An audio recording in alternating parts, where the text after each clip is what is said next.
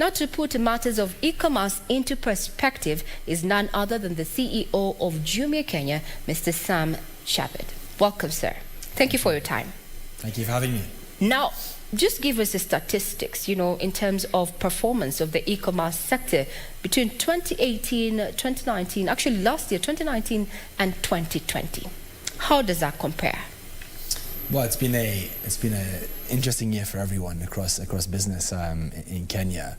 For e-commerce, we've been more fortunate than many in the sense that the digital economy has been less impacted than many other sectors. This is what's been really exciting about this is that we can play an important part in people's lives over this period. People want to stay home. People don't want to go into markets or into supermarkets to do their shopping, so we can provide a real valuable service to keep people safe and keep them with access to the products that they want and need. Also, I think really important this year for businesses, in particular small businesses, because as traditional markets get disrupted, as moving around the country gets tough, it's a great opportunity for SMEs to start selling online, as many of them have been doing this year. Now, with the introduction of digital tax, do you think that this trajectory, or rather this growth that we have seen as far as e-commerce is concerned, is going to be somewhat affected? Or what do you think the impact of digital taxation is going to have on e-commerce? I think it's a very sensitive one. I think it's important. There's a lot of excitement around e-commerce, which is great. But we have to remember we are very much at the beginning of this industry in Kenya. And so if we want this industry to evolve, to create hundreds of thousands, millions of jobs, which it has the potential of doing over the next decade, we need to encourage the growth of the sector. And what do we mean by that? We mean we need to encourage businesses to start coming online and selling online. We need to do a big job to educate customers about how to shop online and that it's safe to transact online. And that takes time. And so I think the biggest risk that we need to balance with digital taxation is around, sort of milking the cow before there's enough milk to take. Oh yeah, milking the cow too early. There you go. Yeah? Okay, fine. We get that. Now, you've already told us that we have, the e-commerce sector has grown, or rather registered some semblance of growth despite the COVID-19 disruptions. Now, what have Kenyans been buying? What has stood out in as far as trends? What have Kenyans been buying?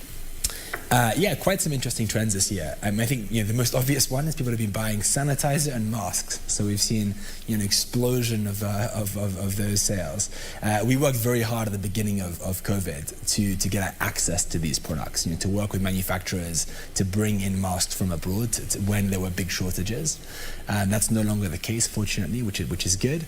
Other categories that have done very well have been beauty. For example, I think beauty is our fastest growing category, I think, today.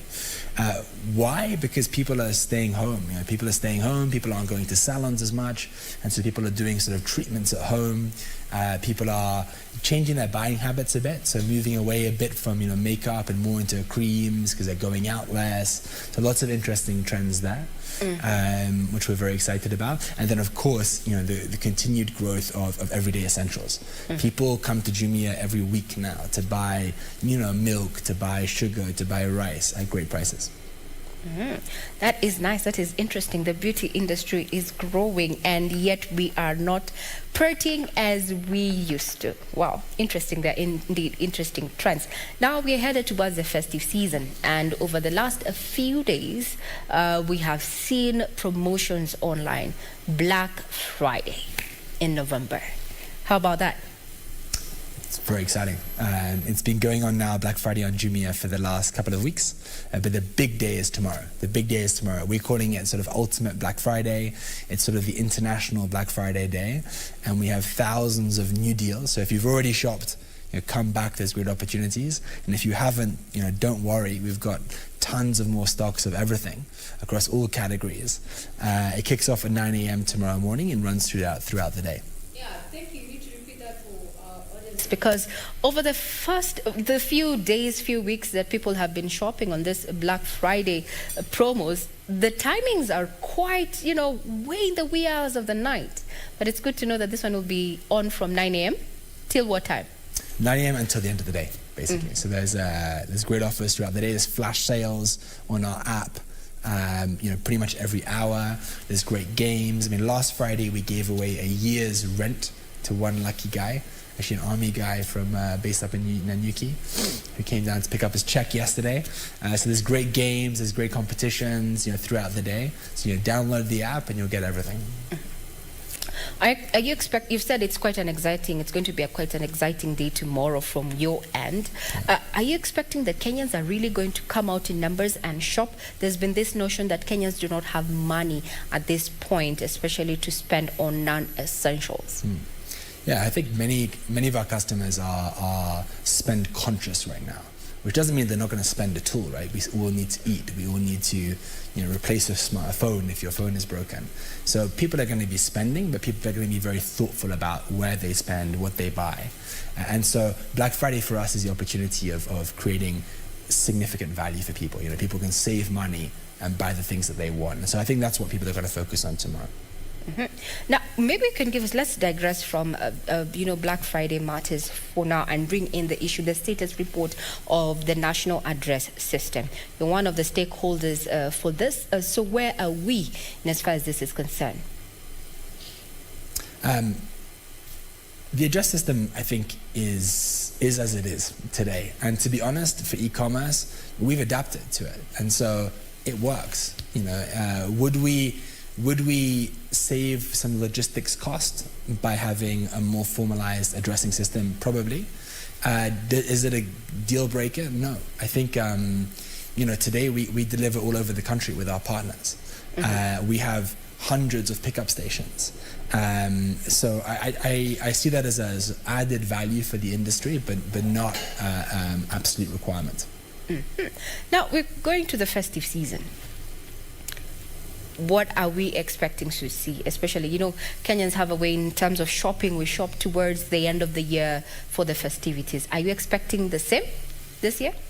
Yeah, absolutely. I mean, I think many customers are sort of are stocking up over the Black Friday period, so that you've already done a lot of your Christmas purchases, your festive season purchases over the Black Friday period. But for others, there'll be a big, Christina Jumia campaign kicking off at the beginning of December, running throughout the month. There's a very big spike actually in online deliveries on Jumia Food in the last weeks of the month.